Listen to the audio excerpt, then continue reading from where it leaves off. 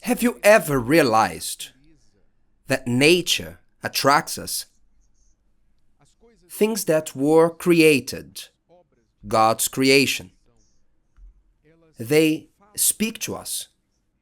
Have you ever realized that the things that people take the most pictures of are natural things like the sun, the sea, mountains, animals? They would win any competition of pictures taken. Have you ever realized that when someone is stressed or is looking for reflection to clarify their thoughts, they are in search to escape stress? Usually, they look for a contact with nature. Have you realized that?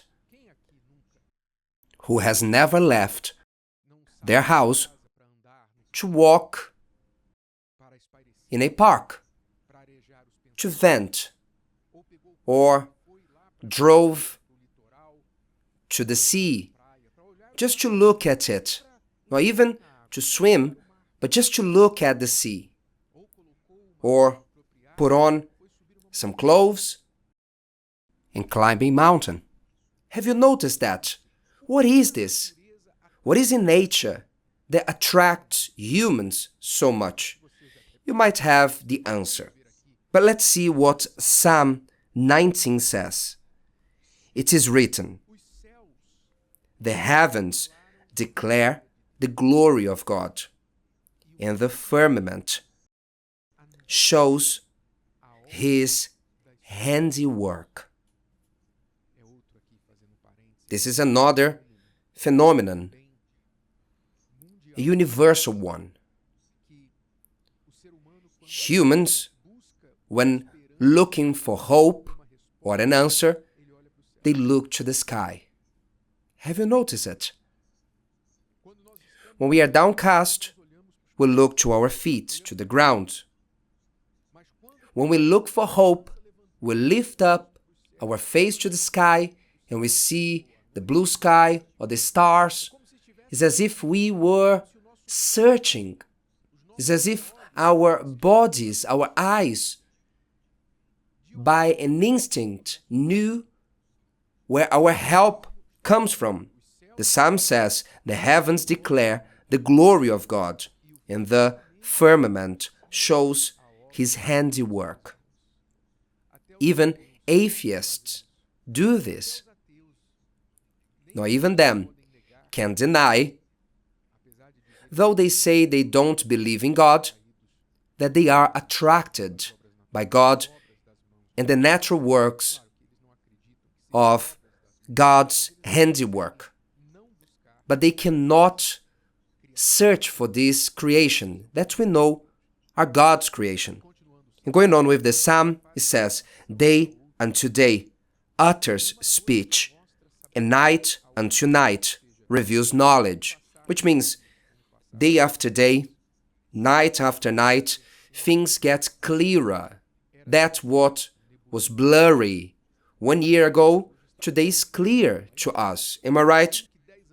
What 10 years ago you didn't understand, most probably you understand it better, because one day was declaring the other, one night after another. That is why you shouldn't be worried if you are going through something now that you don't understand why. You are confused and thinking, "My God, what is happening?" Don't worry. Look up. Look to God. Look to the sky. Because day unto day, if you remain looking at Him, you see that things will get clearer. Will become clearer for you, because this is what is determined. Verse 3 of Psalm 19 says, "There is no speech nor language where their voice is not heard," which means God speaks in every way, everywhere, of course, for those who have ears to hear. Their line has gone out through all the earth, and their words to the end of the world. This is written in Psalms. I'll go to Romans chapter 1, verse 20, speaking to the Romans and those who didn't know God. Because in Rome, they worshipped desires and Caesar, the empire, the military force. They worshipped pagan gods. So there was a question among Christians, those who were converted. What is their hope?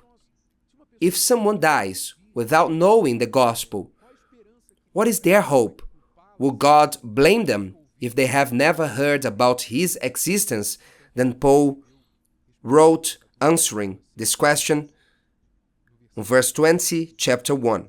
For since the creation of the world, his invisible attributes are clearly seen, being understood by the things that are made, even his eternal power and Godhead, so that they are without excuse. God is revealed in things that are created, that he made. God speaks through the sky, the stars, not in the form of horoscope. It's not that. The devil distorted this truth, leading people to believe in horoscope science. It has nothing to do with this. God speaks through his creation, showing his power and majesty. For instance, in the universe, they observe laws that sustain it and maintain the universe in perfect order. Humans can calculate and know when a moon eclipse will happen. They can know the precise time and hour because the sun, the moon, the stars, the earth are obeying laws. And as you who think will conclude, if there are laws, there is a legislator. It was not human beings who created these laws that sustain the universe, that determine the hours, the days, the seasons of the year.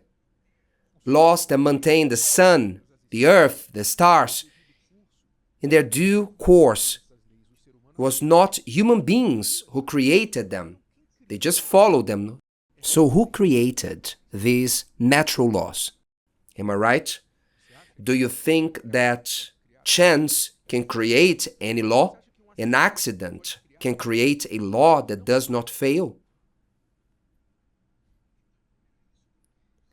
So this is what Paul was referring to when he said, being understood by the things that are made, even his eternal power in Godhead, so that they are without excuse.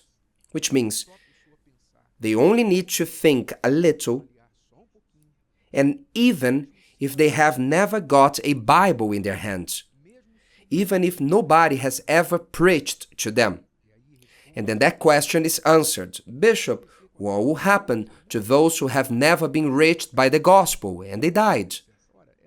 Well, they had witnesses, at least witnesses in the creation of God, so they will be judged before what they had at their disposal. But humans prefer to attribute these things to chance, to an accident, to gods that they have created, and not to a higher power, God's creation, that is clearly presented to whoever wants to see if they want.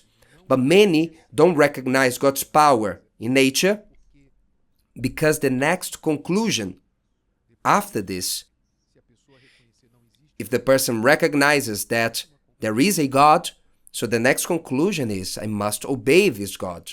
I must follow his word. And most don't want. Most don't want to obey the word of God, God's voice. That's why it is easier to say, he doesn't exist, because I don't need to obey those who don't exist. But if I do it, I need to do something about it. if He is the Creator, if He created me and all that there is, if His laws rule all the universe, so His laws must rule my life. This is clear. This is what a head that thinks can conclude. But many people, the majority, prefer to say, I don't think this is true. They prefer to seek for gods that are imaginary or to make themselves their own God. But as the Holy Text says, they are without excuse. The nature speaks of God. And when you have this desire to have a contact with nature, when you see someone's picture climbing a mountain, someone who is not religious, but they feel a connection to natural things, to animals. When you see someone seeking for this contact, learn this. In them, there is a thirst to know God. Maybe they need just a little push, somebody to tell them what is really behind that thirst, that desire, that search, that they try to fulfill it in nature, but unfortunately, it is not fulfilled to the fullest. If today's video helped you and you know someone that could benefit from it, share it with them, and if you haven't subscribed to the channel, you may do so now. See you later.